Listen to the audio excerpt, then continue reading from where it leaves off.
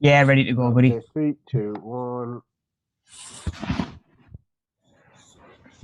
Yep, there you go. Awesome, buddy. Thank you very much. Good morning, everybody. Good afternoon, good evening if you're watching it back later on during the week. And good morning, Nathan. Thank you for jumping on with us this No morning, worries. buddy. Yeah, nice one, mate. Nice one. So we are back with our pre-employability and well-being course, and we're kind of getting towards the back end of it now, actually, and it's crazy. Feels like it's just started. But today we're going to be diving in and having a little bit of a deeper look at how the body, specifically how it moves. I guess looking at the skeleton and how the joints that we've got allow our body to move in the way that it does. Because it's such a really really precise like bit of engineering. Like there's nothing on the body that's there by accident. It's of course years and years of evolution and stuff like that as well, so everything's there for a purpose. And you know what, your knee moves in the way it does for a reason, your hip moves in the way it does for a reason. And again, I feel like just being able to understand how the body moves, how it's supposed to move, just helps us exercise that little bit safer as well. It lets you be a lot more sort of aware what's going on with your body when you are training. If you do get niggles, aches, pains somewhere, you might have a bit of a better understanding of what's going on as well. So yeah, we're just going to have a little bit of a look through the skeleton this morning, get a look at some of the more scientific proper names for the bones as well. Just get a little bit more familiar with those, and like I say, just see how it all sits together. The old knee bones connected to the thigh bone and all of that. Yeah, cool. Right, guys. So before we dive in, just want to quickly go over the 4 functions of the skeleton, really, because there's a lot of different stuff that the skeleton actually does. So of course, first thing you've got, like I sort of mentioned a second ago, is movement. If we were just one solid bone, we're not going far. Do you know what I mean? We're not going to have much movement at all. So we're thinking about, like I say, all those little joints that we've got, let us move in all the little sort of intricate ways that we do. So we're thinking about sort of movement, and of course our skeleton helps us get around. Support as well. You think, like, if we didn't have a skeleton, we're just like essentially like a bag of muscle and organs and all sorts.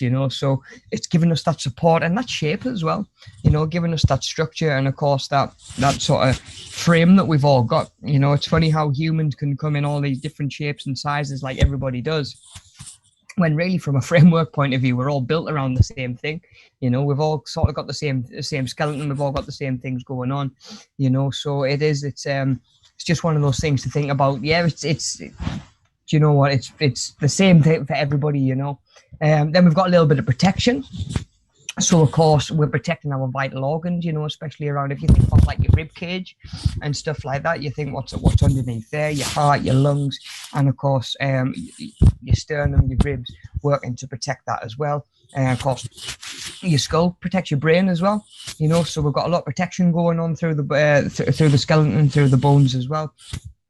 And then one that we don't think about quite so often, or doesn't spring to mind quite so quickly, is blood production. In our long bones, so what might be like the big one in like your upper thigh or in your upper leg, within the bone cavity, it's actually producing red blood cells all the time, which of course is helping get oxygen around the body, of course helping fight off like infections and stuff like that as well. So a really really big sort of undersold role of certainly certain bones in the body, I think. So yeah, just like I say, a little bit of a quick introduction to the functions of the skeleton, giving us an idea of what its jobs are. Okay, guys. So just as a little bit of a warm up exercise to sort of get us going, we've got a diagram of a skeleton on the screen there, and we've actually got down in the bottom right hand side, we've got obviously words that we're going to try and fit in and match up with the picture on the left hand side here. So what we've got, of course, we've got little sort of a dash will indicate a missing letter, so we know that of course this one here should be 4 letters, and of course we've got the words down here that we can work through. So even if some of these terms are a little bit new to you, maybe you've never looked at the skeleton a bit since you left school, really, like I say, you can even just through a little bit of trial and error, try looking through, see if there's maybe only one word that's got 4 letters, and then of course there's a couple of letters already filled in, so you can use like a little bit of process of elimination there as well. So we'll spend just 5-10 minutes or so on this, again, just to let you get those brains working, get us going, and of course just just to give everybody a chance to get into the chat that's going to be coming in, you know. So yeah, we'll just spend 5-10 minutes or so, have a look through, work your way through, and then just pair up any of these that you can. Like I say, some of them might be a little bit easier than others, but that's what we're here to figure out, you know, what's missing in the old knowledge, and fill that in as well. Haytham, have you ever broke a bone, just out of curiosity? No, actually, I haven't. Not fully broke one. No. Touch wood. And do you know what, yet. mate? Yeah, the amount of five-a-side that we've both played over the years, and the amount of footy, like I haven't either. You know, it's one of those, isn't it? You know, where especially when it comes to football and sports and stuff like that, it's potentially a season done, isn't it? You know, like if not a career. You know, you see players break a bone and they come back and they're never the same. And of course, that's a really, really extreme example. But of course, we've all got everything that we do day to day. We've got a little bit of like general wear and tear. You know, if we're not moving properly, it's going to put more strain on the skeleton. If our muscular system and our muscles aren't strong enough to take some of that tension, then our bones take that as well, you know, which is why sometimes we can end up with knee problems, because you've not got the stability from the muscles on, say, like either side of your knee joint, you know. So yeah, we do have a little bit wear and tear. And that's one thing that I've always said with people when it comes to training in the gym. I'm like, look, if we can strengthen your muscular system, your skeletal system's going to take so much less sort of whack sort of every day through just day-to-day movements, through exercise in itself, you know, and actually protect the things that's protecting us, really, you know, protecting the bones that are protecting us. So yeah, it is just, again, something to be mindful of when we're moving. And of course, I feel like being able to picture how it all fits together just helps sort of visualize it as you're doing these sorts of things, you know. So yeah, we'll just spend a couple of more minutes on this and we'll see how many of these we can get nailed down. I'm having a little bit of trouble with the chat. I'm still hotspotting, mate. I'm still hotspotting. The internet's still knackered. So yeah, I'm bear with us, guys. And I've got no so far. Yeah. Cool, no worries. I can't get the video to load this morning. I don't know what's going on. Oh, mate, it's been one of those weeks, but we'll not digress and talk about Rob's Wi-Fi this week. Definitely Technical, not. Definitely not. Problems aside for now. Yeah, 100%, mate, 100%. Okay, guys, so we'll just start working through these from the top. You know, as they say, we'll take it from the top. And if you guys want a little bit longer to just work through those last couple of answers that you were trying to work out, by all means, just pause it here, and then you can just get caught up with us whenever you're done. You know, so yeah, just starting from that left-hand side, and one that you might have come across before is the word cranium. It's just the proper scientific word for the skull, really, you know. And again, the cranium, sort of like the full skull, not including the jaw, sort of everything else, which is funny because it's actually sort of, if you've ever seen a picture of a skull, you can see that it's like separate plates fused together, which is why, you know, when you get a baby and they say don't touch the soft spot or be careful of the soft spot, that's what it is. It's because those plates haven't had a chance to fuse together yet, you know. So adults actually have a lot less bones than children. Children are born with more bones, and then over time they sort of calcify and solidify together, so they end up with less. And the cranium's one of them. So if you have seen a picture of a skull, you might have seen those sort of fuse lines where those plates actually connect. Now, of course, what we were talking about a second ago, of course, the main job of the cranium or the skull is to protect your brain, really, you know, and your eyes as well, I guess. You know, we've got eye sockets for a reason. It's funny, it's just one of those little things, really, that you think about. Like, if we were meant to have our eyes would just sit totally on the outside of our skull, and we'd look pretty weird by expectations that we've got now. Yeah, we look like constantly terrified. Yeah. Or like, you know, like in a movie where they're in space and like the helmet starts leaking and the eyes just come out. That's what we'd be like. Yeah, like Arnie in Total Recall when he takes his helmet off. He gets booted out of Mars. Yeah. It does, would be like Arnie. But yeah, the way that our eye sockets are actually sort of sunken into the skull a little bit helps for protection of the eyeballs as well, because it's one of our main senses, isn't it? You know, and of course, from a survival point of view, we're really compromised if we lose our sight. So yeah, that's the main job of the skull or the cranium, you know. And again, it might be a word that you've come across before, maybe not, you know. Okay then, cool. So second one down, we have got the, I'm gonna say Trying to figure whether that's pointing through to the other side or not. Yeah, that's the clavicle. So Clavicle, I we've got the believe. clavicle there. Yeah. Yeah, so we've got the clavicle. I was making sure it wasn't pointing to the scapula on the other side, but yeah, we've got the clavicle along the front. So that is essentially your collarbone. You know, sort of like maybe you can sort of see it or feel it across here. You know, sort of connecting your shoulder across to like your sternum. This main one that fits across like your breastplate, pretty much. You know, and the clavicle gives us a lot of movement. It helps our shoulders come forward, backwards, raising our shoulders up towards our ears, and it actually gives the shoulder joint a lot of its shape and a lot of its structure, because like you take away your clavicle and you've got in fact there's a condition out there actually, and I'm trying to think what it's called. Have you seen, you know, the guy from Stranger Things? Have you seen Stranger Things? I have. You know the guy who's got the funny teeth? The funny teeth. Oh yeah. Dustin. Dustin, yeah. Now that is an actual condition that he's got that affects his bones, and the actor that plays him in real life has got the same condition, and he's got no collarbones. Like, Alex said to me a while ago, like he's got no collarbones. There's a video and he can, like, literally, if he brings his shoulders together, like we would do like a pec fly, he can nigh on touch his shoulders together. I was like, give over, that's not possible. It's your shoulders, and genuinely, yeah, like this of course gives us a lot of strength, but it holds our shoulders into the range that it kind of wants to move through as well. You know, ouch. Or not ouch. I don't know. It probably doesn't hurt actually, to be honest. No, definitely not. You know, it's just the way that he's used to living his life. It's absolutely amazing. You know, I was totally blown away. Yeah.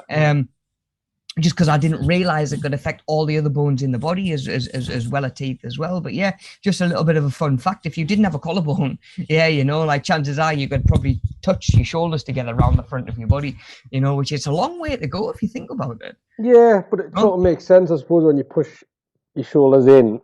They're only kept apart by what must be the width of these two bones. Yeah. If you do it, I mean, you can get relatively close.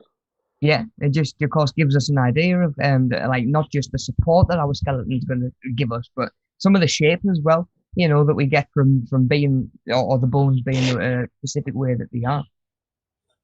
Okay, guys, so we'll come next one down, third one down. We've got the humerus, or the funny bone, which is not so humorous when you crack it off a door frame or off your desk or something like that. But that's the way that I remember that one.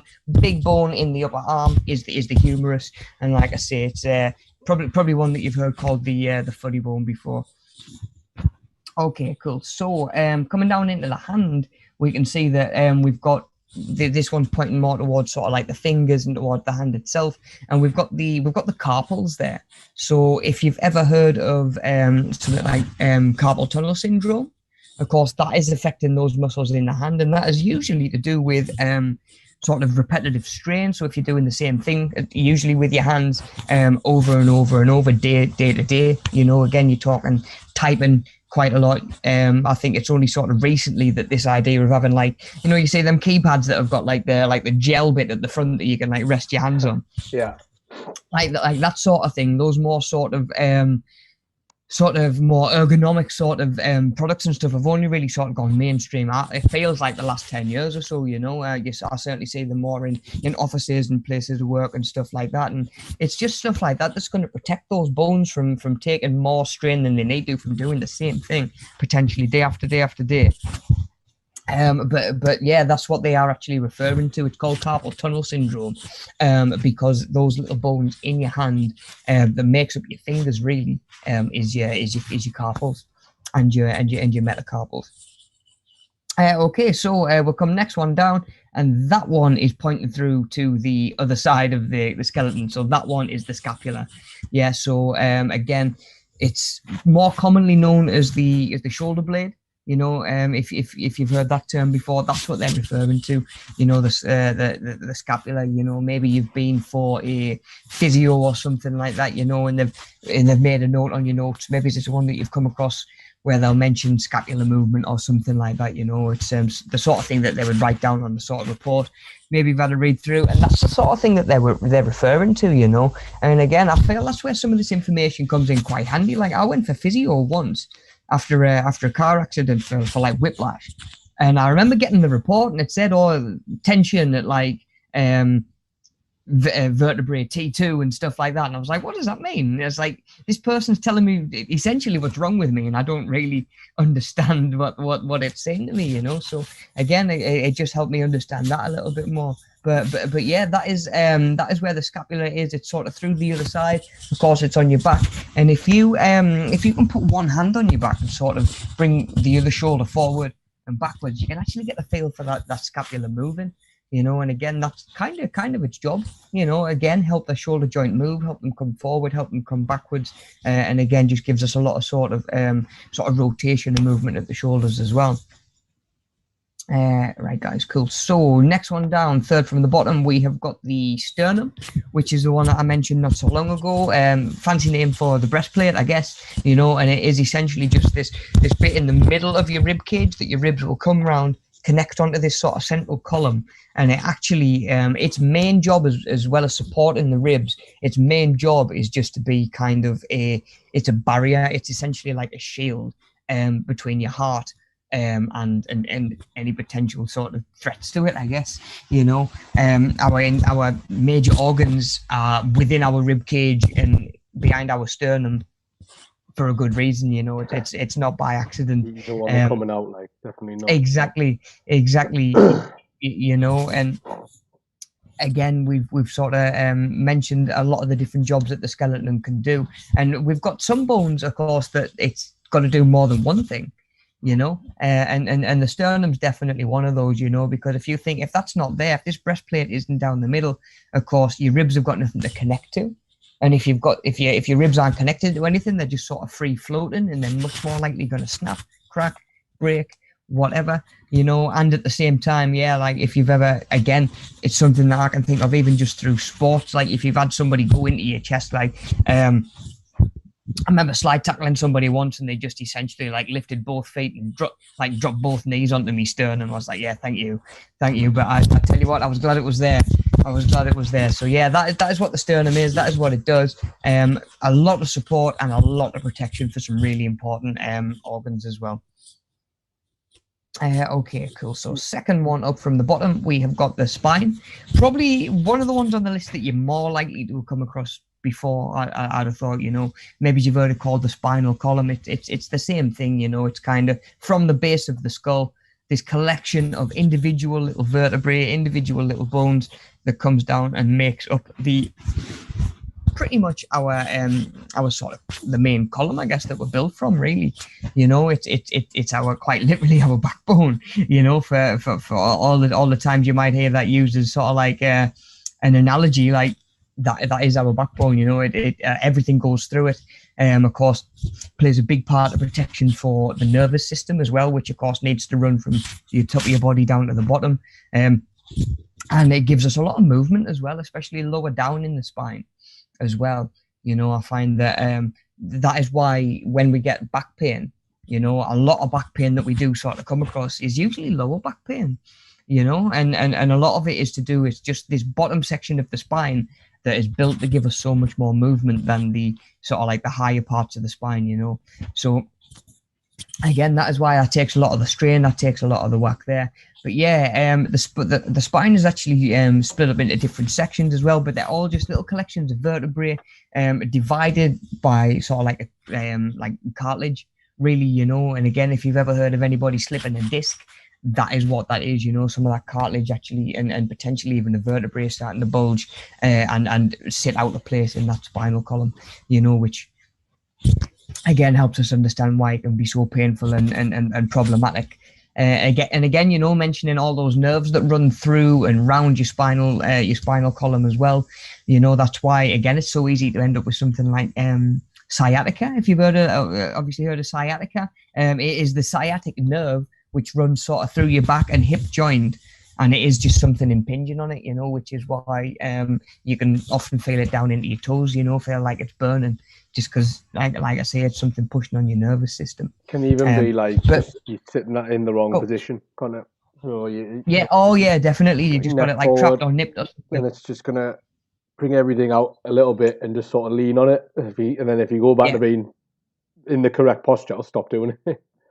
Yeah, that's it, you know. And again, one of the many reasons that we need to think about our posture and stuff like that as well, you know. So yeah, the spine, again, a lot of movement. Like I say, protection, which I don't think comes to mind as obviously, you know. But yeah, it does do a big job in not only sort of protecting your lower back as well, but it's like I say, protecting your nervous system as well, and making sure that the signals can get from your brain down to your lower body as well.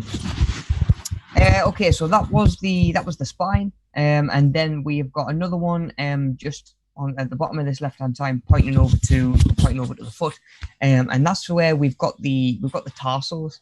So the tarsals, kind of like the carpals in the hand, you know, we're very, very similar when you think about how similar our upper limbs and lower limbs actually are in the way that they're built and sort of put together, you know.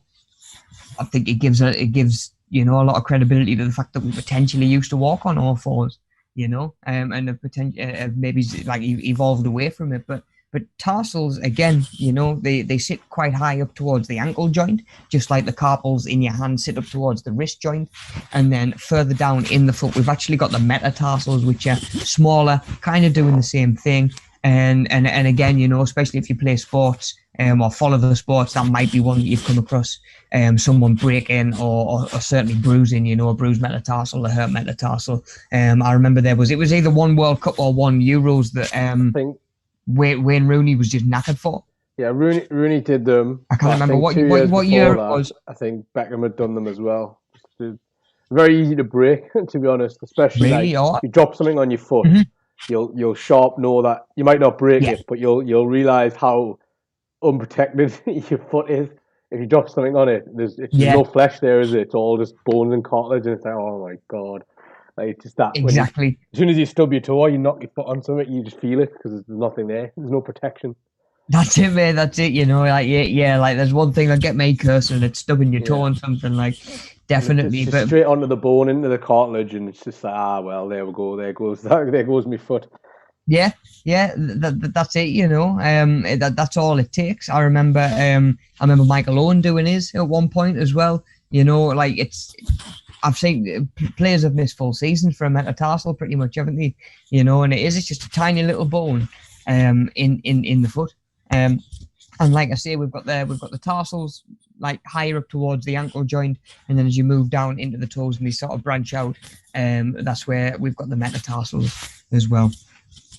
Okay, guys, so we can see from the top right-hand side of the diagram, anyway, we've got two pointing towards the forearm.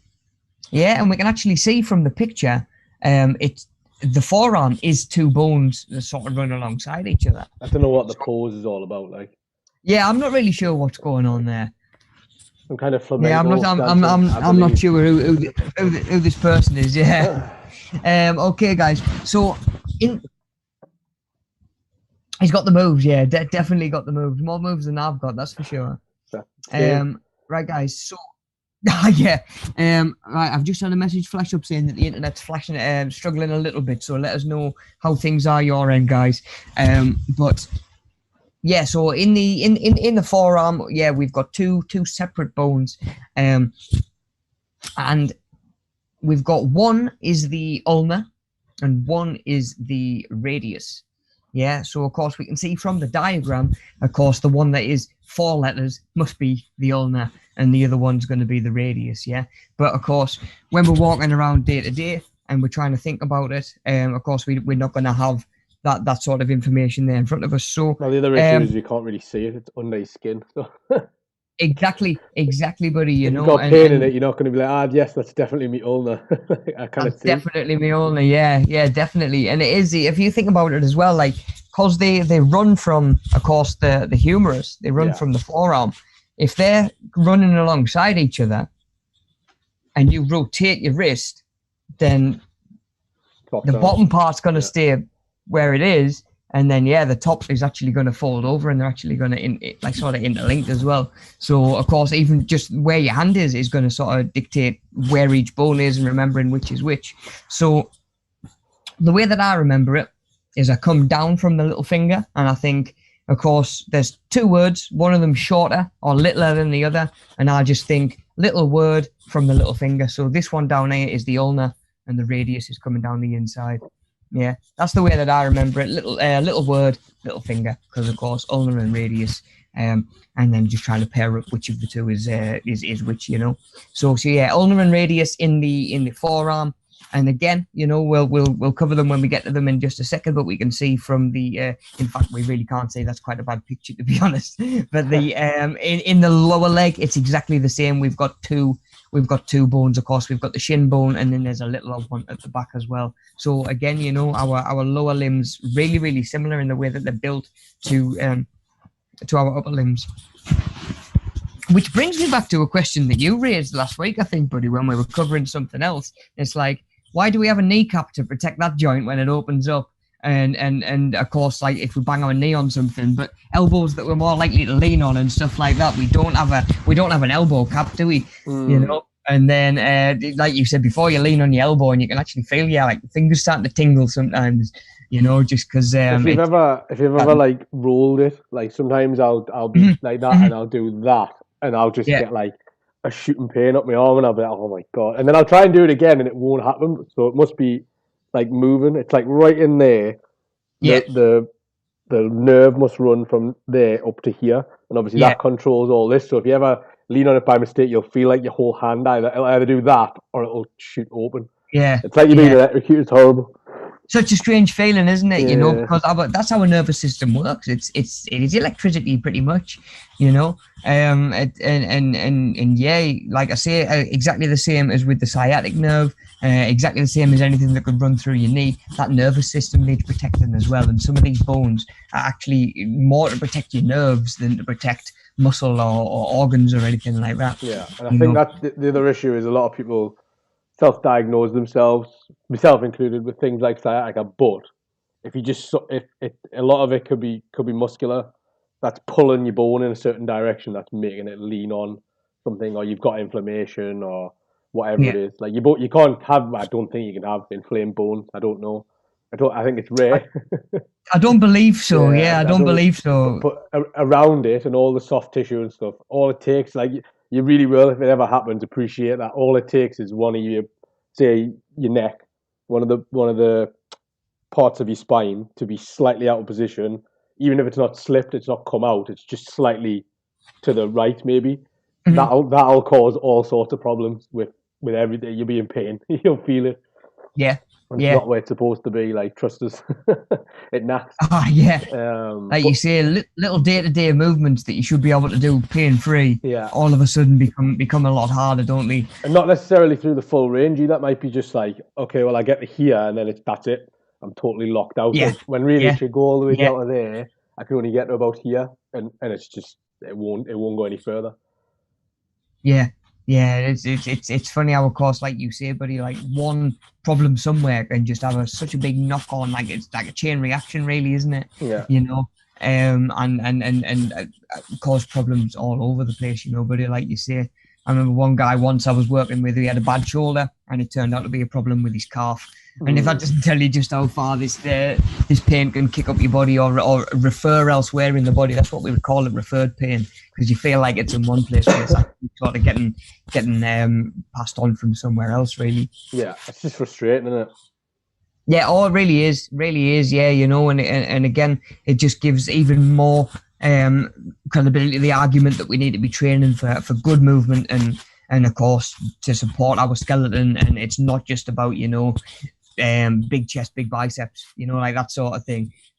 We've got to be, and again, like you just mentioned a second ago, buddy, like too much tension in one place can cause problems. So again, like you might do a lot of weightlifting, but if you're always hammering the same muscles and not others, again, you're going to eventually end up with like tension and stuff like that. Definitely. Thank you. So once again. That's it. Yeah, I'm getting spoiled, mate. I'm getting coffees delivered this morning. Wow. Yeah. Oh, that's it, mate. Yeah, she doesn't mess about. She's a good one. So even just in terms of like where you might think like going to the gym and doing like loads of training on like one particular area, you might think is a really good thing or a really good idea. And I've seen people who have even come from a position where a body part is quite weak, So it's like, okay, I've got to come to the gym, and me back's quite weak actually. I've been doing a lot of chest exercises. I need to do my back. So they'll start doing a lot of back exercises to get caught up and get balance, but then just keep going too far with it. So eventually the balance sort of flips. But again, you can do too much in the gym in one area, something that is meant to be a good thing. Of course, resistance training and lifting and developing those muscles. That's why we've got to make sure it's nice and balanced throughout the body. Because if you just go in, just for example, and do chest day like all the time and like really, really work on your pectoral strength, then yeah, like Hatham says, it's going to pull bones into a position that they shouldn't be in, just from those muscles being stronger than the ones at the back that sort of are supposed to counteract them. So yeah, just again thinking about always be reflecting on your training and trying to change it up a little bit and thinking, okay, do I need to put some focus on other body parts now? Have I done this for long enough? And like I say, just always thinking about keeping it nice and balanced. Yeah, not doing you don't want to be imbalanced, not when it comes to your movement, like.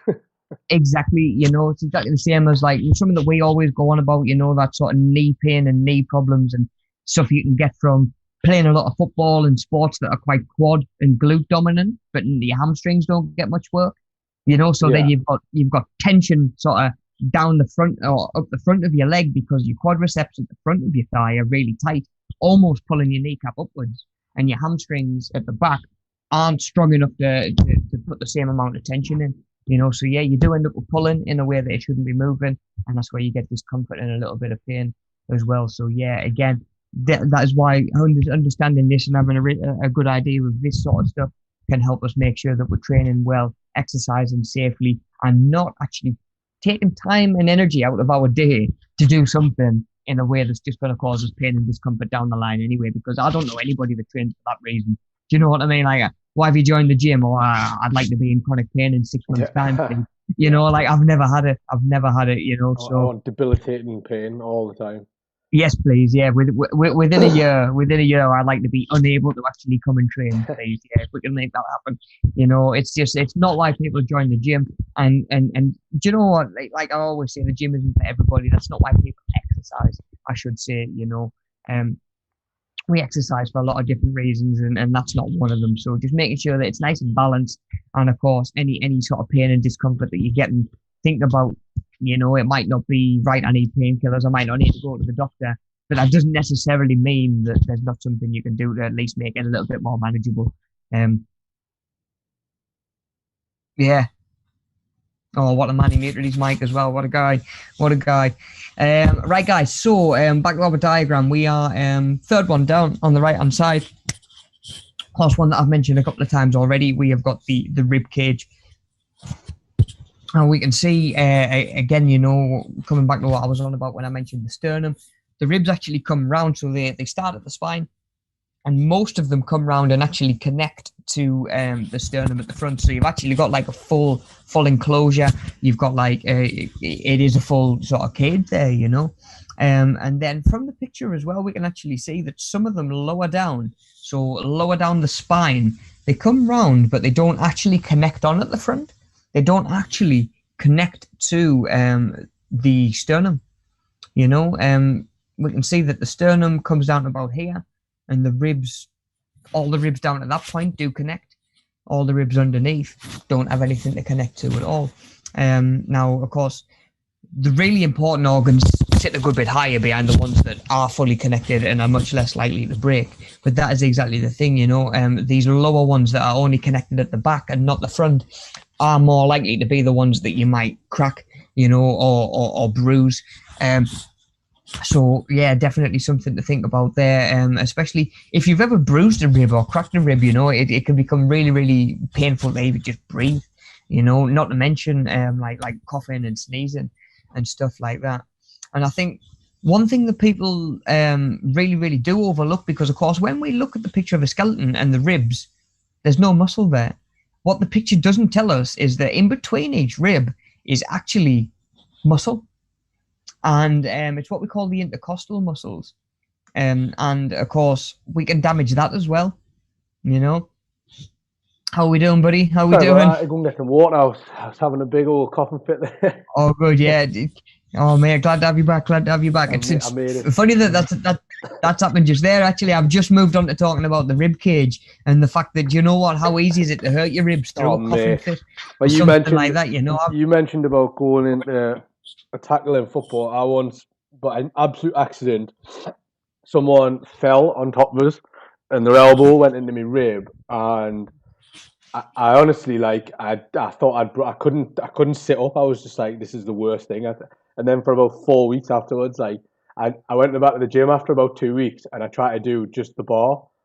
I did that. The bar got there, and I was like, I can't move. kind of do it. Yeah, In kind of do here, it. it was just bruised totally, and I just couldn't. Yeah. It was hurting like taking a deep breath in would hurt in here because Mhm. even just the muscles around it were just completely like just compacted. It was awful. Honestly, like wouldn't recommend Well, getting that's hit in the it. ribs ever. No, definitely not. Definitely not. And that's kind of what I was just saying. You know, for all of them, of course, our ribs are really, really important. And I'd mentioned these lower ones further down that don't connect on the front, and they're more likely to be ones that will break and will come off. But we've got to remember the muscles that actually sit between the ribs as well. You know, because those are what helps your rib cage expand. You know, as you breathe in and your lungs fill, and of course they'll sort of contract again when your chest would fall as you're breathing out. And it is probably much more likely that you're going to pull one of those muscles between the ribs than damage the rib itself. You know, but yeah, we do have those. Like I say, it's those muscles in between the ribs, and we call them intercostals. And yeah, it's possible to pull those as well. I You know, suppose that so again, the alternative is like if they weren't there taking that impact, that would be hitting your lungs, which is not really well, ideal. exactly, Get the big elbow straight in the exactly. lungs, But like yeah, talk about knock the wind out of you. Yeah, if yeah, you've ever been winded and that's with a rib cage, yeah, yeah, imagine if like, exactly, yeah, yeah, you're essentially like your lungs are a whoopee cushion at that point, pretty much, aren't they? Like if yeah. you put a tackle in on somebody and they land on you and you've got no rib cage, yeah, I'm sure. You wouldn't last very long without your rib cage, I don't think. No, no, and you know what? For all the protection that it does, you think how much it lends itself to our actual shape as well. Yeah, Like how much of the human body is like sort of recognized by that upper torso. Do you know what I mean? And of course, just like I say, we're all different shapes, we're all different sizes, but you know, like I say, on a skeletal point of view and on a skeletal level, we're all built pretty much the same. yeah. You know, and it's absolutely amazing, really. Okay, guys. So we'll come a little bit further down. We've done the rib cage. Next one down, we've got the pelvis. Now the pelvis is a big one in terms of particularly support. If you think about this little bit here on the bottom of the pelvis that connects sort of one side to the other, if that was broken, you've got essentially two legs or two limbs that just won't cooperate with each other. They're going to be their own. They're going to be their own entities at that point. You know, they're going to be totally separate. You're not going to be able to control either of them. Certainly not both at the same time.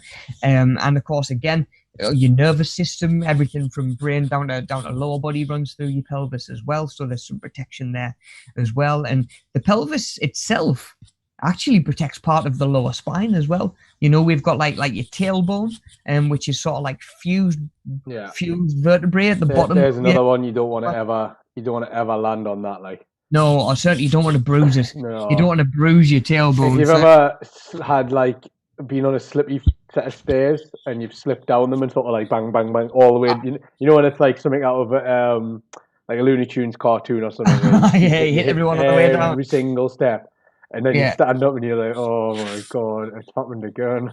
Yeah, yeah, or even just, you know, again, depending on the surface that you're sitting on, you can sit down too hard, you can sit Mm, down wrong, like that. That is all it takes, you know. And again, it's not a nice one to hurt. It's not a nice one to bruise. no. And you know, this pelvis, which is giving us a lot of support and helping us move. Of course, we've got the ball and socket joint with our hips that gives us a lot of movement as well. You know, that's all. That's part of the pelvis's job. But yeah, you know, that protection's there as well for particularly those lower vertebrae I think and this all of is those. a lot of people Because if get you think wear and really tear about as well. where your bladder sits, Mm. you what, Sorry, sorry, man. buddy? I think this is where a lot of people get wear and tears in the pelvis, like as you get older, because the ball and socket joint. I think that's Mhm. where a lot of people have problems, like where the two bones come together, and that's where Yeah. some people get a hip replacement, isn't it? Well, as they Yeah. get older, because that joint like wears away. So like the ball inside, the bit that goes through, it sort of rubs against the like you can see you see where the bottom of the pelvis is, where the I can't remember the leg bone name we haven't got onto yet. The femur, the tall one. Yeah, the femur. Good shout, mate. Good shout. Getting it. Nice, mate. Nice, yeah. So where that locks in. I don't know if my femur's that tall, mate, but no, mine neither. Yeah. Definitely not. It's big, but it's not that big. This is a tall skeleton. But yeah, apparently where that ball goes in, and I know from a lot of footballers and a lot of fighters and stuff, from that constant movement, but even people who do like a lot of walking and stuff like that, like or running, that the ball sort of rubs against the end of it, and that causes loads of problems with A, the top of the femur, but B, the actual hip joint and the inside the pelvis, and it like knacks it, chips it all away and stuff. It's horrible. Yeah. I've seen like X-rays of it. It's horrible, like broken glass, like chipped glass. Yeah. And then of course you might even subconsciously, to deal with discomfort coming from that, shift your pelvis just ever so slightly. You know, like your pelvis might sort of, looking at it from the side view, it might tip. Yeah. You know, it might tip forward, it might tip back, you might tip side to side to take more strain on one leg than the other, which again throws everything else out, and sooner or later you end up with problems. Well, especially if you're running, or prevention's better than cure. Yeah, if you're doing any kind of activity where it's like a repetitive motion, even walking, you walk with a bad hip, you're going to be putting all that load through a different range on you. So even if you've dropped, like you say, one side a little bit, that whole side of your body is now slightly off, and you're pushing your whole weight through it all the time. Really doesn't take much. It's quite fascinating, really, that your body just sort of like sabotages itself in the long run, really.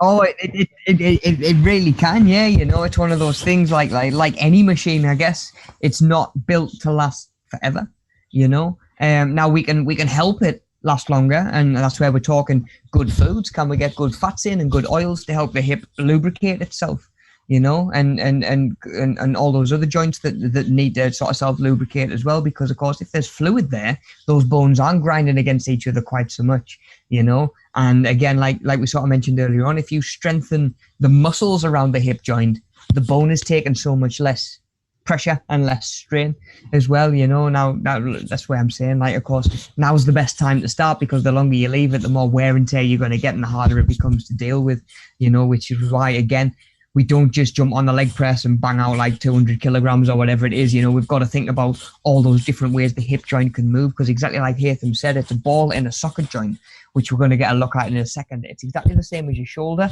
You think about all the different angles and ranges that your shoulders and hips can move at that other joints can't. Like your elbow goes like that. That's your elbow. Like, that's the one thing that it does, really, isn't it? Like, that's the one function of an elbow. Really, it can't. It's not meant to go any other direction. If it goes any other direction, you've got bigger problems than a little bit of wear and tear. If your elbow's out of position, you've probably broken your arm or something, you know. But it's exactly the same. You think like all the different ranges that it goes through, and again, that's why we get so much more wear and tear in these ball and socket joints. Like, mate, the amount of shoulder injuries that I've dealt with over the years is insane. It's so common. Like, someone is more likely to have a shoulder problem than not these days. You know, that's how it seems, you know, and be that through posture or whatever, you know. But yeah, because it is a ball and socket joint, there's so many different angles you can work it from and pull it through, you know, which is why we do end up with a lot of tear on, particularly the hip and the shoulder joint as well, which is why we've got to strengthen them as much as we can. And again, that's not just the muscles that pop out and look good, that's the muscles that are working under the surface to actually give that joint stability as well. Okay, so we've done the pelvis, and Hatham very kindly just gave us the next one. We've got the femur. So the femur is actually the biggest single bone in the body, and that is one of the bones that I mentioned earlier on when we're talking like red blood cell production. The femur is one of the main bones that does that. You know, these long bones that are really sort of typical sort of bones. You know, like if you drew a cartoon bone, it'd be like a long thing with like a knobbly bit on each end. Yeah. Like our bones, some of our bones actually look more like that than others, you know, like our humerus looks like that, our femur looks a little bit like that, you know. Of course, our ribs don't really, our skull doesn't, our sternum doesn't, but yeah, we've actually got some that do, and it is those bones that look like that are going to be the ones that are producing those red blood cells and all of that sort of stuff going on under the surface as well. Now the femur is meant to be, and I can well believe it is, awful to break. It's meant to be one of the worst bones you can break. Now, that makes sense when you think it is one of the it is the biggest single bone in the body. Now, of course, a lot of its other jobs is to do with, again, movement. It, of course, makes up part of our leg, which helps us get around. And again, a lot of it comes down to the way that it actually joins onto the pelvis, which we just talked about, which is that ball and socket joint, which again gives us a lot of movement. It gives us a lot of stability through different ranges as well, you know. Like it's one of them where you think to yourself, like, how often will you be off balance, and like just moving your stance a little bit wider fixes it, you know, like just something like that. Again, like even if it is in the gym, it might be day to day, you might just be stood and you might just rearrange your feet and feel a lot more secure. Now again, that's support that's coming from the femur and the way that it attaches to the pelvis. Again, like if our pelvis worked like our elbow does, we wouldn't be able to bring our stance any wider, you know, and we wouldn't be able to resolve that. So yeah, the femur is it's definitely a nasty one to break. It's a nasty one to bruise as well. I think I've never diagnosed, but some of the tackles I've had and some of the dead legs I've had, I wouldn't be surprised if I've bruised it over the years. Like, but yeah, that is the femur. So there's one missing off this diagram actually that I'm gonna chuck in as well, and I can't figure out why there's not one pointing to the kneecap. There's not one pointing for the kneecap, which is its own individual bone. Yeah.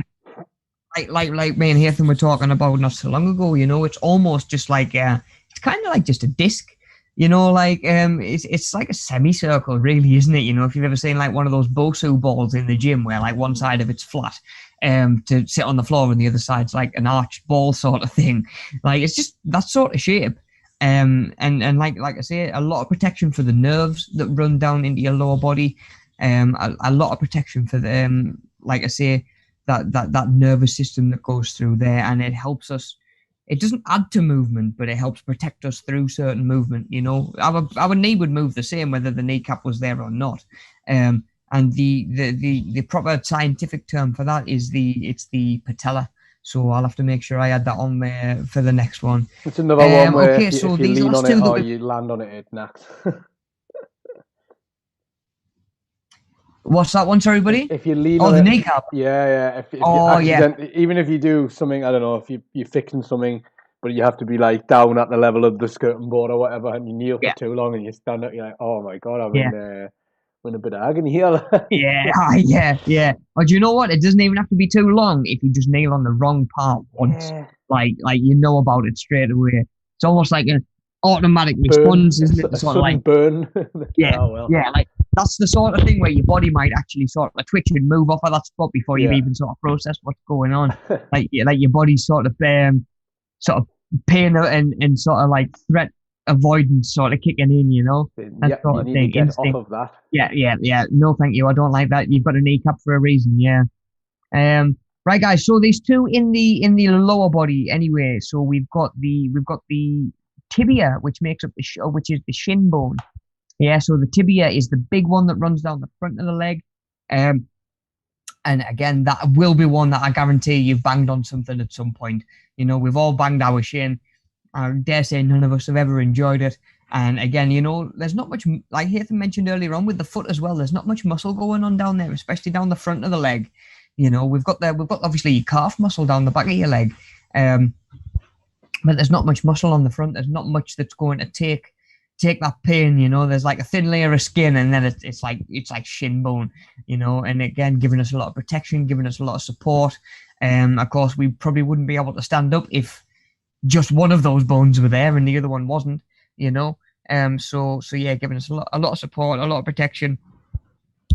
And then we've got there's a smaller muscle at the back, a smaller bone, sorry. So like in the upper arm, or the upper body, in the lower arm, sorry, we've got the ulna and the radius. In the lower body, we've got the tibia and the fibula. Yeah, so the tibia is at the front, the bigger one, the sort of the shin bone, and then we've got the fibula down the back as well, which is it's even quite hard to feel. Do you know what I mean? Like you can even sit and push your, like try and feel around your calf and not know whether you're touching sort of tibia or fibula, you know. But like I say, our from our shin, our kneecap down to our ankle is built very, very similar from our elbow down to our wrist as well, you know. So very, very similar there. And that is all of them. That is pretty much all the main bones in the body that we need to think about. And we need to be thinking about trying to remember as well. And again, you know, if you've ever heard someone use the term clavicle or cranium or whatever it is, now you might have a bit of a better understanding of where it is they were actually sort of talking about.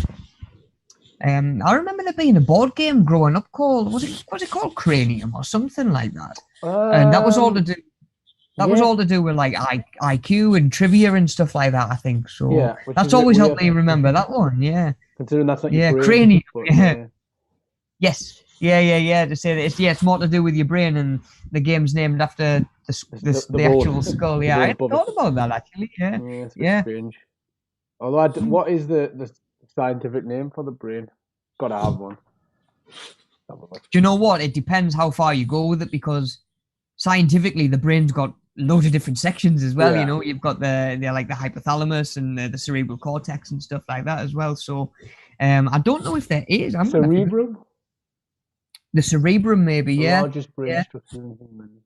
That's still part of it, though, isn't it? It's not still part of the brain rather than the full brain. Yeah. It sounds the best. Cerebrum. It does. Yeah, it really does.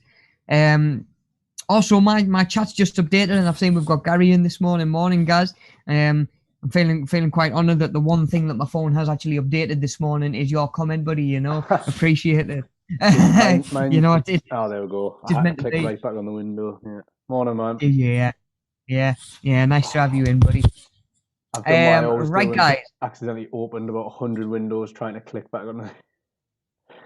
Just bear with the sad. At least you haven't muted yourself. No, I'll sort this out while you crack on. No worries, buddy. No worries. So yeah, let's have a move on and get a bit of a better look at some of these bones, sort of in isolation.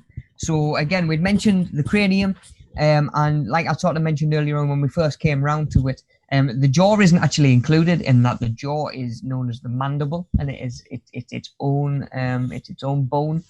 Now again, if you look at, obviously not in humans, I've never seen it done, but in obviously like a snake or something like that, it can dislocate that and open it like wide enough to get a full meal in. Like if that was all just one bone, that's not happening. Do you know what I mean? Like it gives us a lot more. Surgery to dislocate the mandible so they can eat like a giant gobstopper. You just know there's someone out there.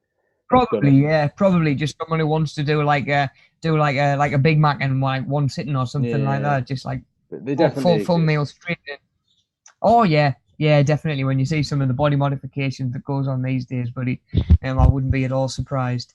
But if you ever are referring to the skull or the cranium, you know, just thinking about the fact that the mandible is its own sort of thing and it's totally separate.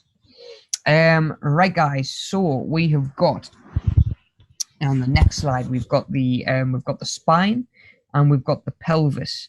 So, like I sort of mentioned earlier on, the spine is split up into different sections or different sort of collections of vertebrae.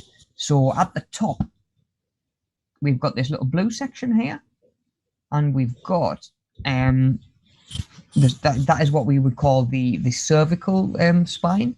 So again, if you've ever had like I was mentioning earlier on, a physio report or a doctor's report that says anything to do with say C1 or C2, that just means that it's literally the top two vertebrae in your spine where your sort of spine meets your skull pretty much, you know, and it just works down in numbers. So in that top section we've got 7.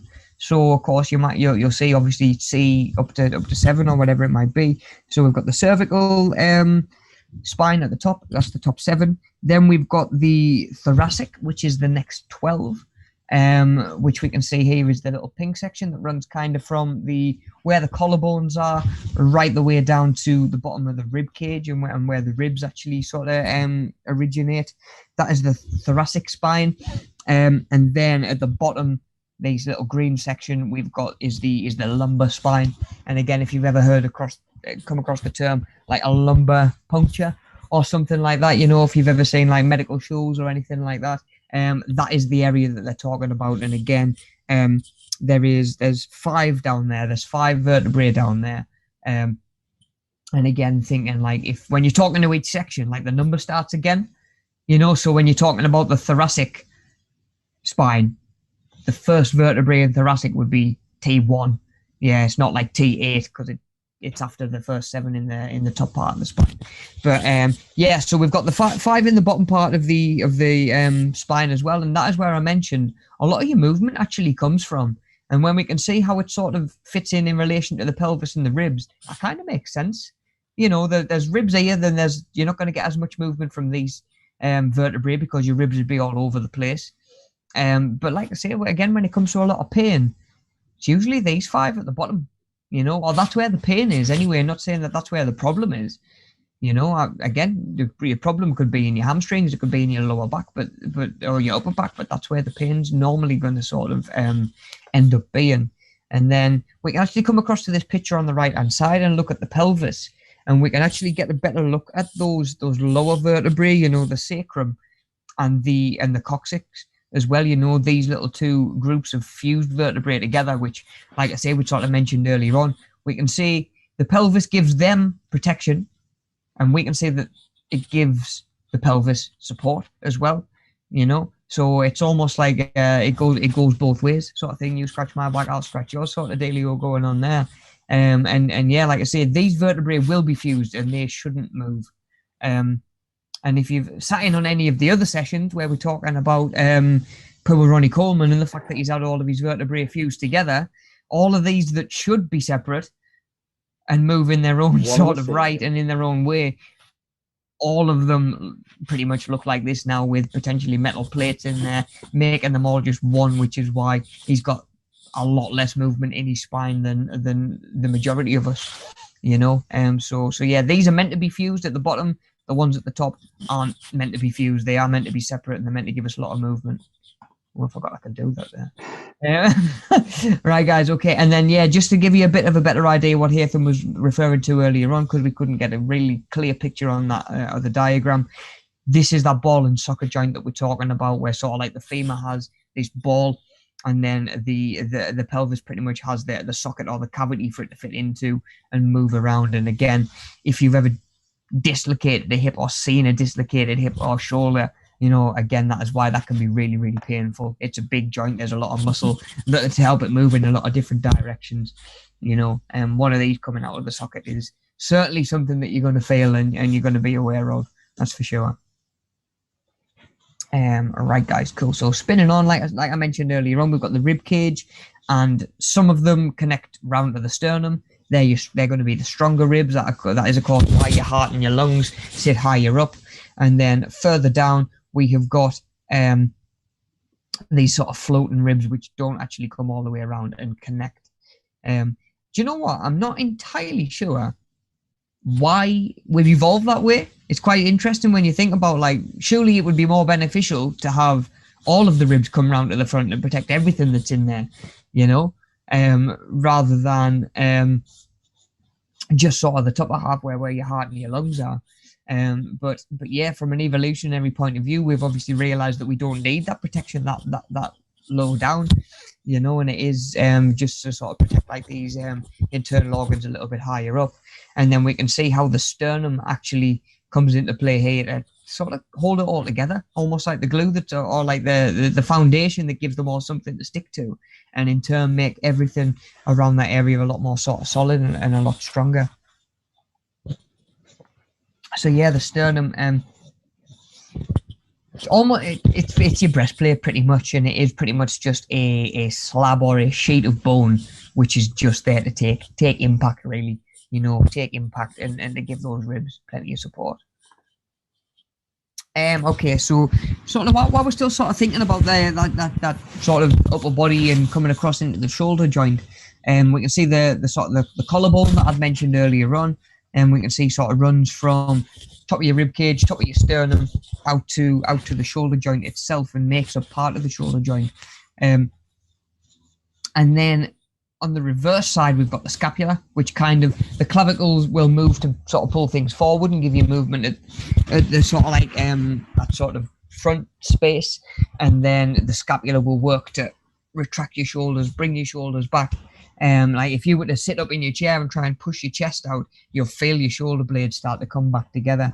And that is where these two kind of work opposite of each other to either bring shoulders forward, backwards, and again give you a little bit more support and a little bit of protection as well. You know, your scapula gives a lot of protection to your rotator cuff, which is responsible for a lot of sort of rotation that goes on at the shoulders as well. Right, guys, so spinning on. We have the humerus at the top of the arm, big long bone. Like I say, if you were to draw a cartoon of a bone or a dog with a bone, like that's the sort of bone you would probably draw, isn't it? You know, sort of like a long sort of stem and then sort of like a knobbly bit at each end. Happy days, jobs are good, and cartoon bone done. You know, but yeah, that is that's your upper arm, and again, very similar to your upper leg. And then we've got the ulna and the radius, like I sort of mentioned earlier on. Again, we can even see that the ulna, the littler word of the two, is coming from the little finger, and the sort of the radius, the other one, is coming down from the thumb as well. So again, thinking about those, even when you rotate them, like I mentioned earlier on, at the bottom where they stay anchored and they stay in the same place. It's just at the top they're going to swap. Yeah. So yeah, that is the sort of the anatomy of the arm. And then yeah, like I say, the leg is very similar. We start with a ball and socket joint at the top of the long bone. You know, in this case, it's going to be the femur rather than the humerus. Like I say, the ball and socket joint. And then we've got, there's the patella. I knew he'd be in there somewhere. There he is. There's the kneecap. There we go, a little unsung hero. And then, yeah, we've got the tibia, the big one that makes up your shin bone, and the fibula, which is the sort of off-center, more to the rear, littler sort of bone as well. So yeah, I mean, just from those two pictures alone, we can see long bone, two little smaller bones, and then we're down into carpals, tarsals as well, you know, so similar. To say that we're now at a point evolutionary and where we are as a society, you know, they do totally different jobs now. Our upper body and our lower body do totally different things for how similar they are in terms of mechanics and sort of structure. You know, the jobs that our upper body does is usually very, very different to the job that our lower body's doing these days, which is pretty amazing when you think how similar that they are and how sort of custom built everything in the body actually is. Right, guys, so this next one will just help me sort of elaborate on what I meant earlier when I was talking about tarsals and stuff like that as well, and metatarsals. So we can actually see that we've got, like I say, sort of more up towards the wrist, we've got our carpals, which is where we get that carpal tunnel syndrome to do with rotation of the wrist and stuff like that. So we've got our carpals there. Then as they sort of branch out and become their own sort of move off to be their own fingers, you know, we've got our metacarpals, yeah. And then we can see that we actually move into what is called phalanges, you know, which is actually the little knobbly bits of your fingers and your fingertips as well. A phalange is not part of an aeroplane that can be faulty. You know, don't be fooled by Phoebe. There's nothing wrong with the left phalange. It's all in your hand. So yeah, we've got carpals, metacarpals, and then just different names of phalanges that we don't need to worry about too much. Just remembering that those phalanges make up your fingers and your fingertips as well. And then again, very, very similar in the foot. We can see that it works exactly the same. Higher up towards the ankle joint, we've got your tarsals. Further down, we've got your metatarsals.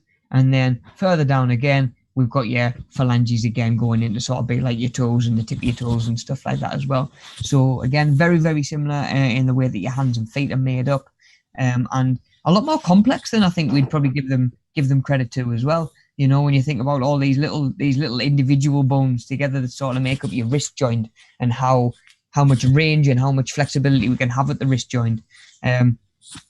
Again, quite interesting. Okay, guys, so I'm going back over there. I think that's an extra slide. I think I've snuck an extra slide in by accident. Yeah, I just wanted to get the kneecap in again. Yeah, You know, it was missed out on the other one. Yeah. That's it. You know, that's where we're at today. Right, guys. So we're gonna just hit up a quick little quiz and grab yourself a pen and paper. I mean, you can even make notes on your phone if you wanted to. If you're not as old school as I am, I just like me pen and paper. But yeah, what we're gonna do, we'll just work our way down 5-10 minutes again. We'll work from the top, and we're trying to think of the actual scientific terms for each of these bones. You know, so we've got hip bone, skull, shoulder blade, kneecap, whatever protects your heart and your lungs, the bone in your forearm above the thumb, long bone at the top of the arm, large lower leg bone at the front, your collarbone, smaller lower leg bone at the back, toes and fingers, long bone at the top of the leg, breastbone, bone in forearm above little finger. Yeah, so break it down, take it one at a time. Remember, you can go back to any notes that you've made already if you've made any notes and use that. So yeah, we'll just spend a couple of minutes see how many of these we can actually get worked out and get nailed off, and then you might actually be able to use a little bit of process of elimination for the rest. You know, so yeah, we'll just spend a few minutes on this, and then we'll dive in and look at the answers. Okay, buddy. Yeah. Sweet. And then just keeping an eye on the chat as well, just in case. So remember, if you want to pause the video, pause the video. Yes, yeah, definitely. We won't spend too long on it before we move on. You don't want the pressure. Exactly, yeah. If you'd rather just pause it, then by all means do. But yeah, we'll not spend too long on this. And then we'll move on, because if you don't get number 4, that's it. It's game over for you. That's it at this point. Yeah, at this point, yeah. Number 4 is the one that I'd say you've got to get at this point. Yeah. Right, guys. So 14 to do. Yeah. I think back to your original question as well. I think if anyone has broke a bone, probably you asked if I had ever, but I know people who have, and that struggle a little bit to ever fully recover back to the normal level, because it's always there's a weakness, especially in things like ankles and knees. I know people who broke a bone close to the knee, and it's sort of ruined how the joint works a little bit. Same with their ankle. Yeah, because it'll reset, and probably in a way that is different from before, which is going to change how your muscles are working and where the tension is and stuff like that. Yeah, breaking a bone can be really big trauma that's going to, like I say, even when it's recovered, it could throw off other stuff in your body as well. You know, which is prone to stress fractures as well in that area. I know someone who's broke the same ankle 3 times, but it's never been the same break. It's just that bone's weak now. Really, yeah. It's just it is just a stress. So it's just a hairline crack that they'll get sometimes. Mm-hmm. And it's happened 2 or 3 times in the same foot. And obviously the hairline cracks heal quite easily. They don't really have to do much. Mm-hmm. They don't have to get a full cast or anything put on. It's just get the flexi cast and stay off it for a bit, and that's it. It'll heal and you'll be all right. But every time it's well, you've overdone it again. So, but there's nothing you can do. It could happen at any point as well. Well, that's it, yeah, and like you say, once you've got one, it's so much easier for more fractures and cracks to start to pull up, You get your complicated ones in where you were talking about your tibia and stuff. Yeah. Where it can spiral as well, so it's not even just a clean break. It'll the fracture will go up and round, so it'll crack in more. It won't just break in half. It'll sort of come up. So that the fractures at an angle, and that they're apparently a real nightmare. For healing properly. Yeah. Now I know obviously I've seen a lot of football over the years, and you've seen a lot of bad leg breaks, to be honest. And I'm not sure which of those two is more likely to break. I would guess probably the fib, because obviously football is slightly. Yeah, I don't know. It depends on the angle, I suppose, doesn't it? Yeah, obviously a shin pad is going to give a lot of protection down the front of the leg. Yeah. Whereas it might be a challenge that goes through the sort of the back of the leg that's going to lead to a break a little bit more. But of course, if you're low enough to get below like the plate of a shin pad, yeah, then it's anybody's game, isn't it? You know what I mean? You could easily do a like your shin bone or your tibia if you were coming together fast enough, Well, one of the common ones seems to be in the likes of UFC and stuff, any kind of combat sport where they do any kicking as well. Because you're kicking bone, and if someone, they call it checking the kick, so you block it. So if they block it with their leg, if you hit the stronger part of their leg with the weaker part of yours, I just in a bone, it just yeah.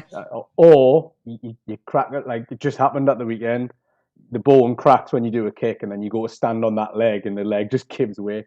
Yeah, was that McGregor? Yeah, so the ankle just broke, and it was, they reckon during a kick it's gone, hasn't quite fully broken, and then he's gone to plant his full weight on it, and it's just crumpled. Yeah. It's never when you do the kick. It's never when you do the kick that it breaks. It's when you go to plant it again.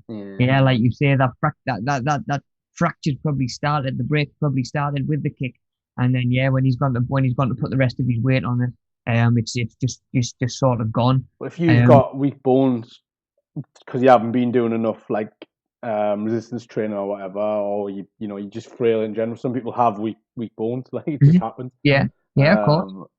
Like that's something you probably have to bear in mind as well. The older you get, I think as well, isn't it? Your bones get all like I don't remember why it is. There's a reason. It's a lack of something, and I can't remember what it is now.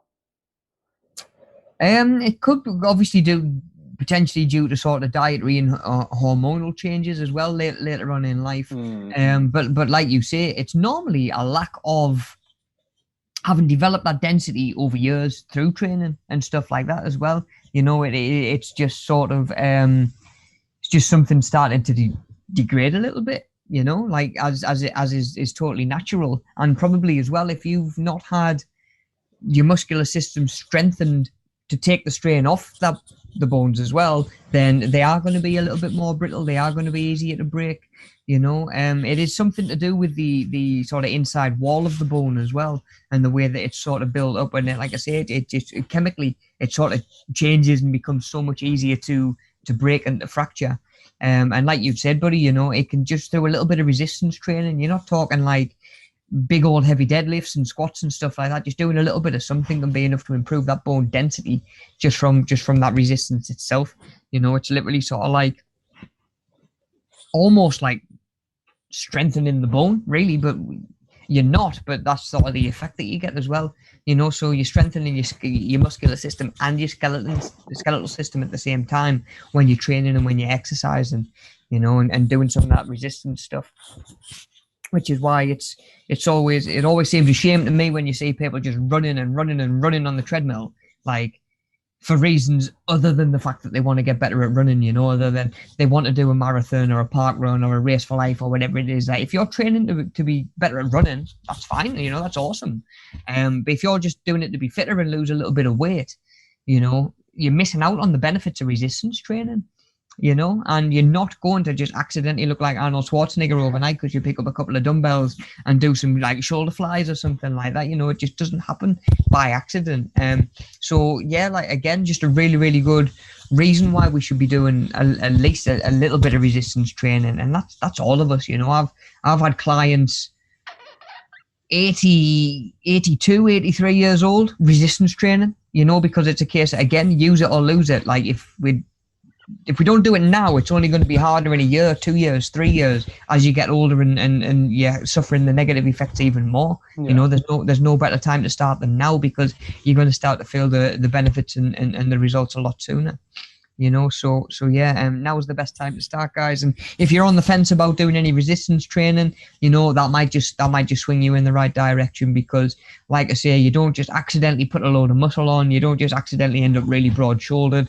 And you know what, like I say, there's a way to justify resistance training to pretty much anybody and everybody, extreme circumstances aside, of course. And of course, if you are unsure whether you should be exercising or not, go to your GP and get clearance as well, and just discuss whatever it is that you're planning on doing with them and see what they think first, because they'll have the best idea where you're at health-wise. Okay, guys, let's start working through these then. So we have got the proper name for the hip bone is the pelvis. Elvis the pelvis. Number 2, we've got the skull was the cranium. Shoulder blade was the scapula. Kneecap. Do you want to give us this one, Hatham? What was the kneecap? That's the patella. That sure is, buddy. That sure is. The patella is the kneecap. What protects your heart and lungs is the rib cage.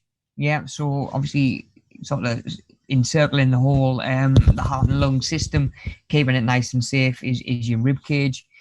Okay. So the bone in your forearm, above your thumb. Remember, we've got the ulnar and the radius. So it's above the thumb. So not the smaller finger, so it's not the smaller word, so this is the radius down here. Yeah, so the bone in the forearm above the thumb is the radius. The long bone at the top of the arm, the humerus, the funny bone.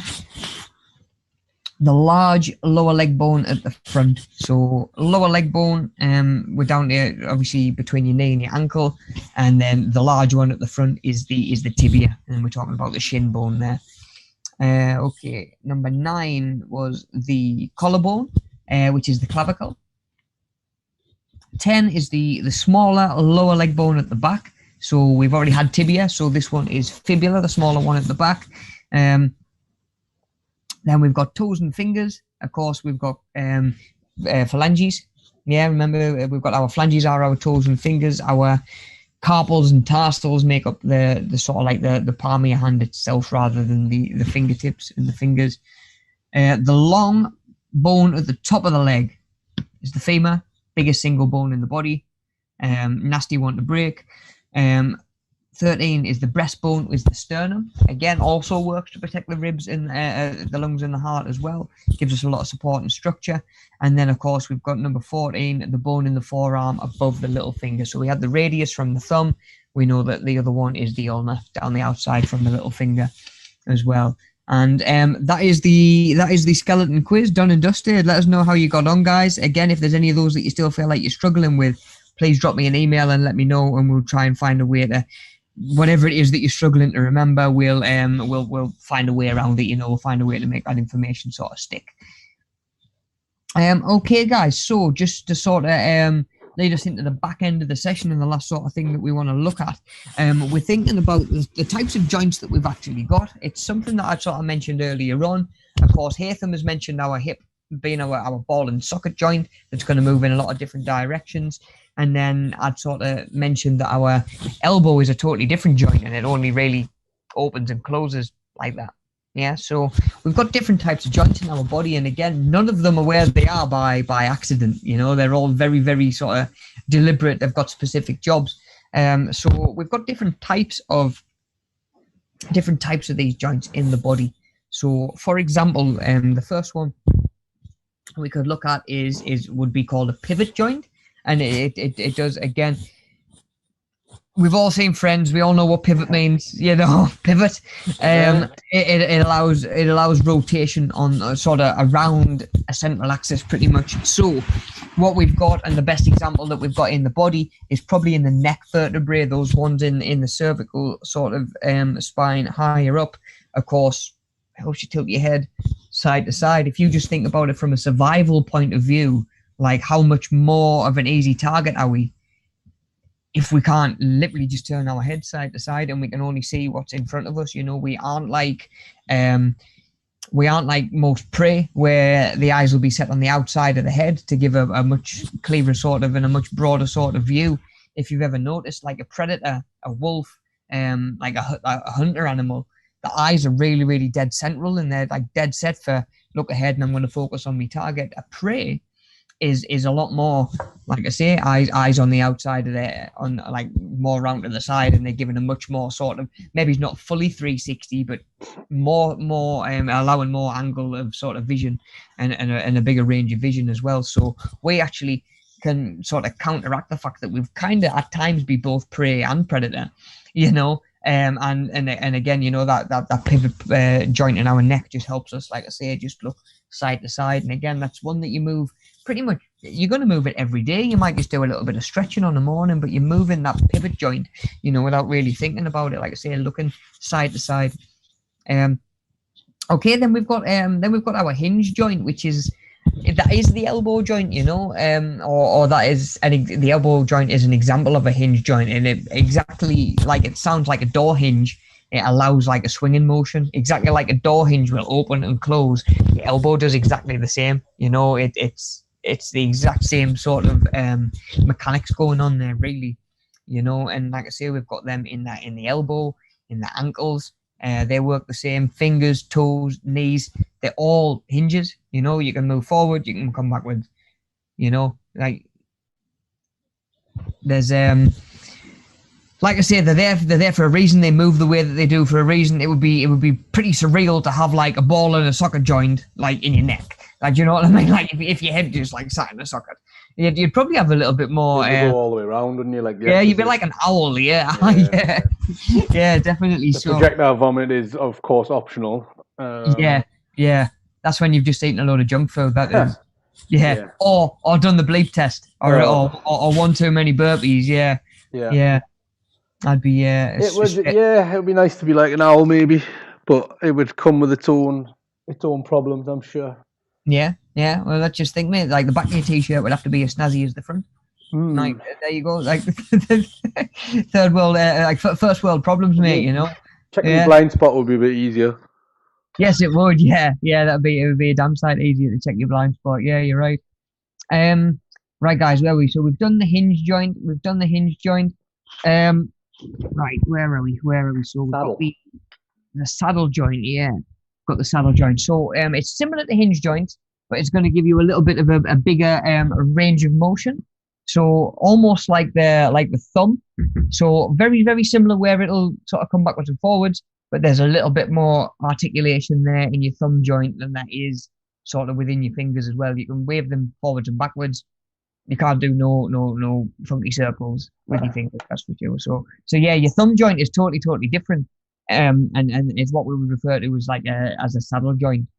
Then we've got what we would call a gliding joint, which is where the bones don't actually really connect with each other. They just sort of glide alongside each other, depending on whatever it is you're asking that body part to do. And that's exactly like your wrist is. Your wrist is what we would call a gliding joint, because all the bones sort of move alongside each other and slide alongside each other rather than sort of connecting and interlinking and stuff like that, which is pretty unique, to be honest. You know, there's not many of those sort of bones and those sort of joints in the body, but your wrists and ankles are an example of them. And again, it gives us an idea why, of course, we've got a lot more dexterity, we've got a lot more sort of movement in our hands and our feet than we do with like in our upper arm. Again, you know, there's nothing there really, and even at the elbow joint, we're backwards and forwards again, you know. So those gliding joints are pretty much found entirely in your wrists and your ankles. Then we've got what is called a condyloid joint, which is kind of where the bone fits into the cavity of another without being a ball and socket joint.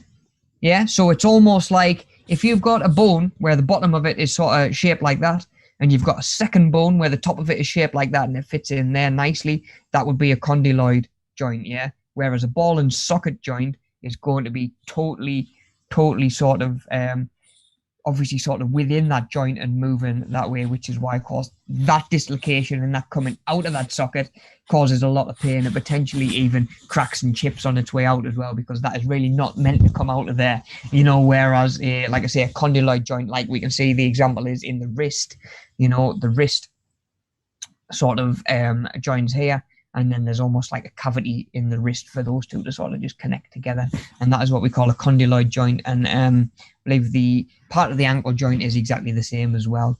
And then the last but not least, we've got, of course, the one that me and Haytham have banged on about all morning, the ball and socket joint, which is, you know, like I say, it gives us a lot of our movement, it gives us a lot of range, and again, these are the joints that can lead to a lot of the pain and discomfort problems that I've seen over the years, you know, because like I say, it's so easy to move your shoulder through a range that it's not particularly happy to work through.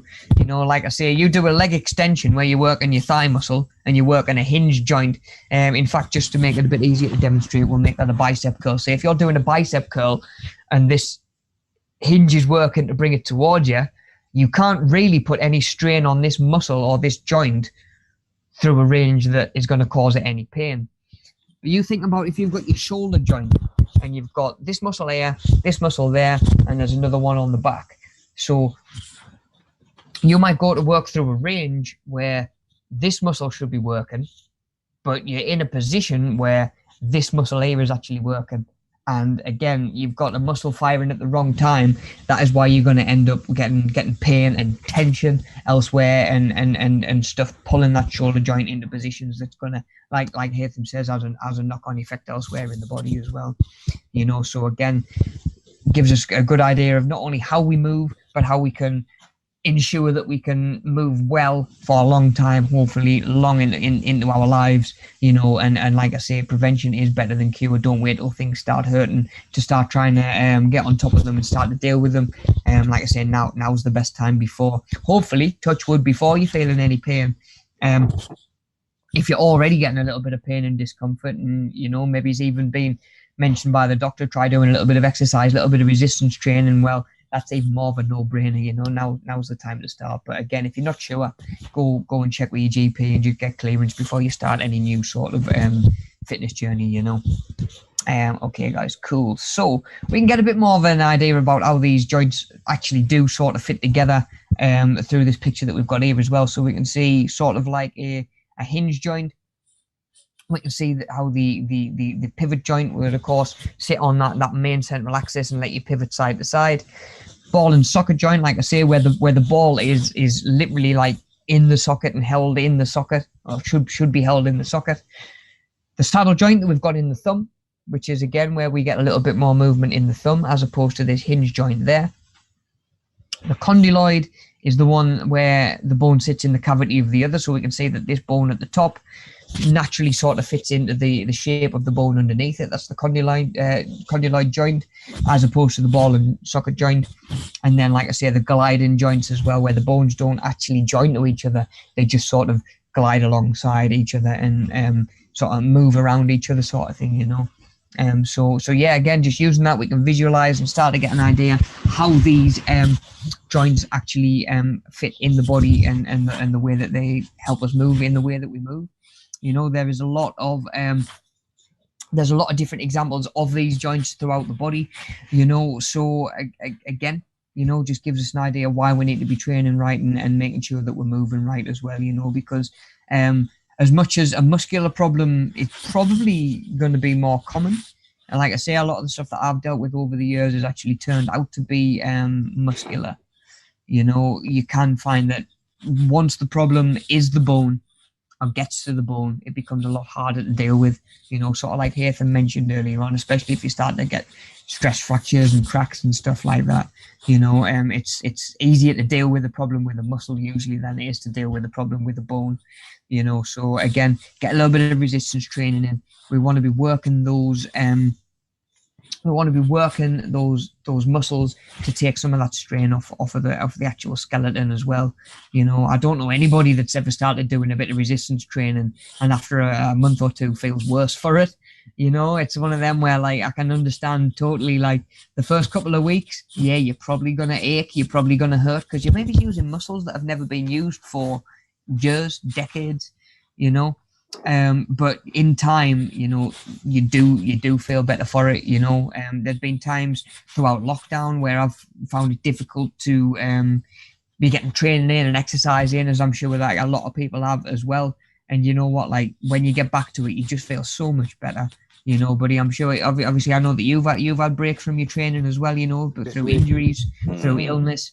Like, how good does it feel to just get back to it? You know, I'm dying to at the minute. I bet you are, yeah. I bet you have to. I just need to find the line between jumping back in with both feet and maybe just doing, like, I don't know, half of what I was doing. Obviously, I can't leave the house yet.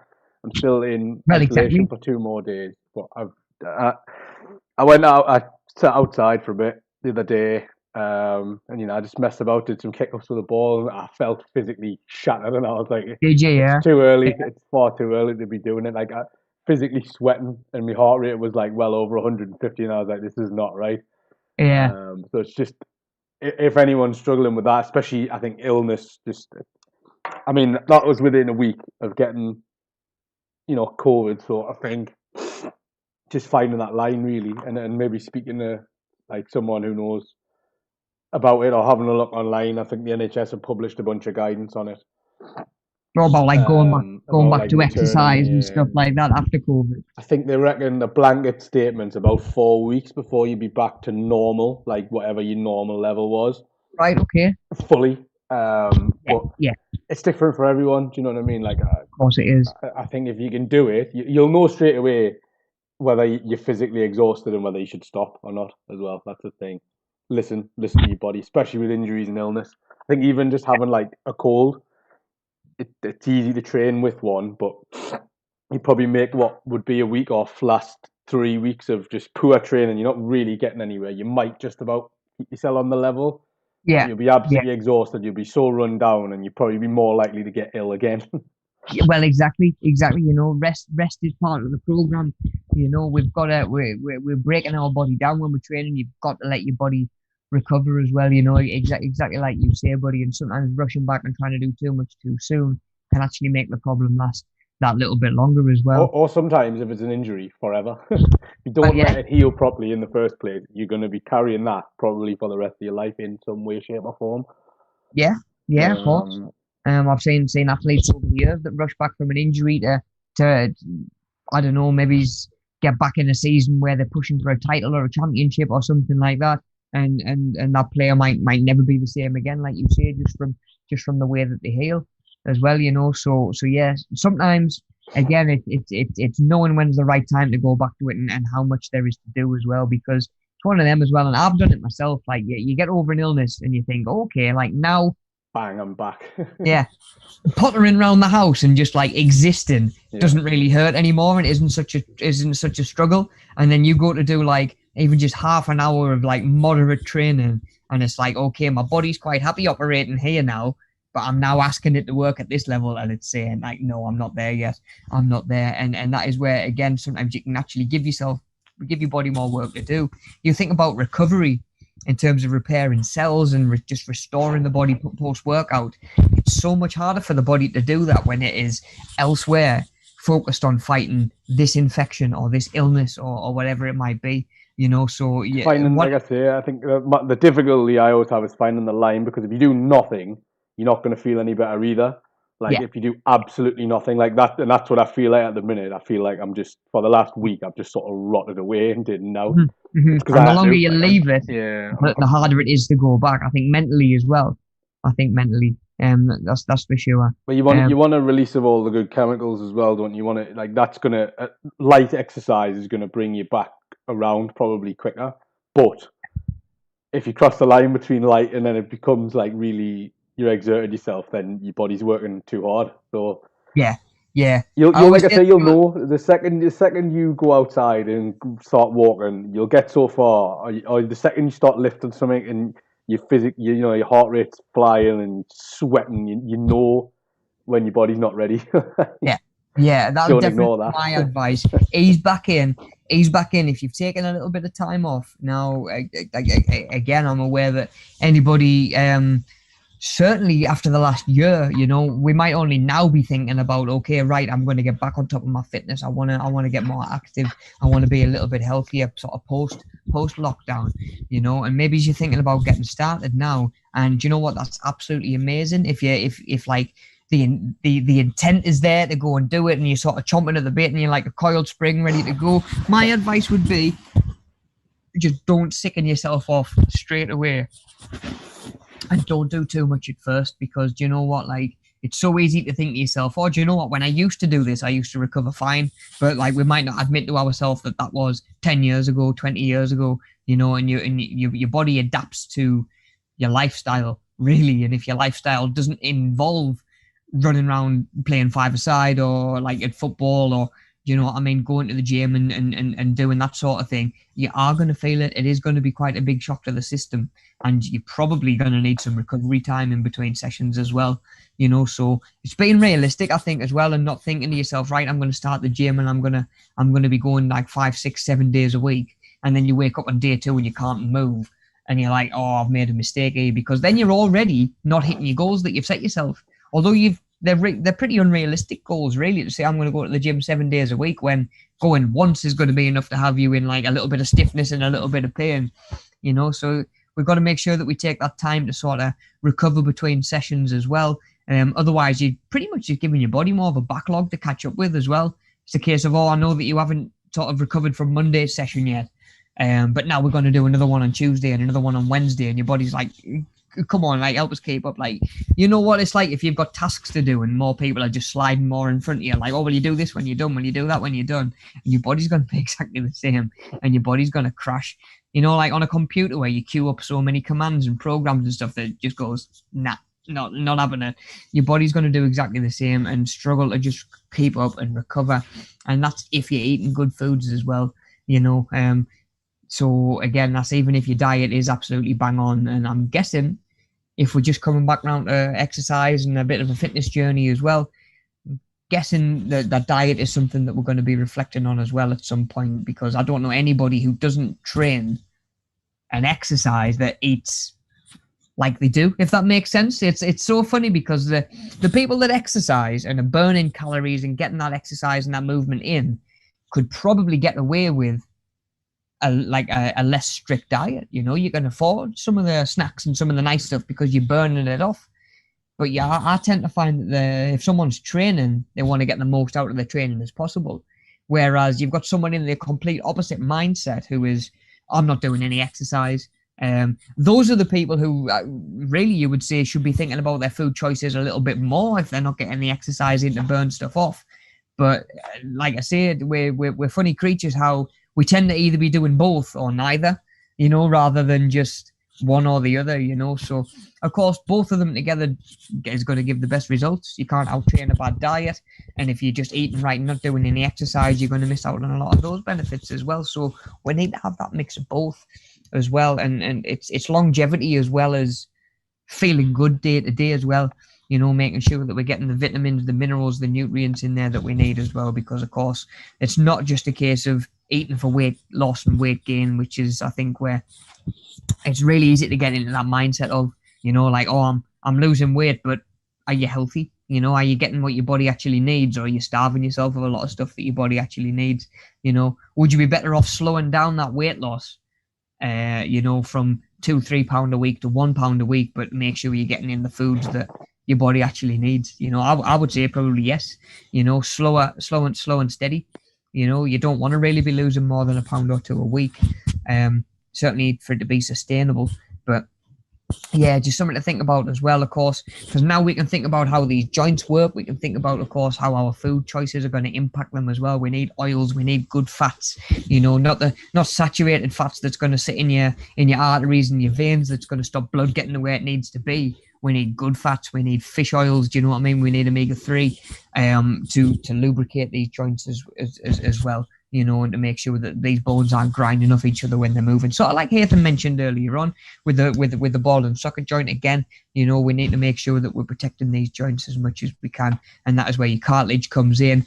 Over time, that cartilage might wear down, and again, like Haytham said earlier on, that is where you might end up getting a knee replacement or even just keyhole surgery. I remember me dad just like, he literally did a squat movement one day, like not any exercise form. Like he literally went to feed the fish, like he went to feed the goldfish, and he just turned to us and said, "Rob, I can't stand up." And I was like, "What do you mean you can't stand up?" And what had happened was his knee joint had opened up, and something had slipped.